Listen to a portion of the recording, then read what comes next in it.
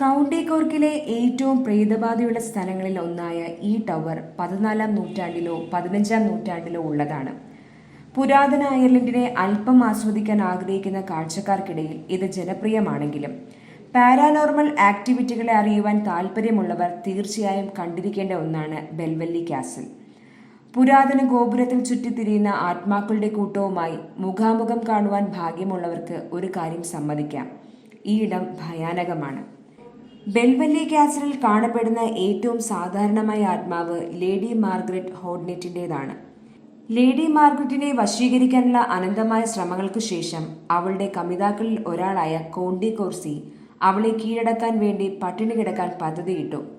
Lady Margaret അവളുടെ സൗന്ദര്യം നഷ്ടപ്പെട്ടവളായി അവശേഷിച്ചു. അതോടെ കോണ്ടി കോർസി തന്റെ മുന്നേറ്റങ്ങൾ പിൻവലിക്കാൻ തീരുമാനിച്ചു. അവളെ ഒന്നും ചെയ്യാതെ വിട്ടു.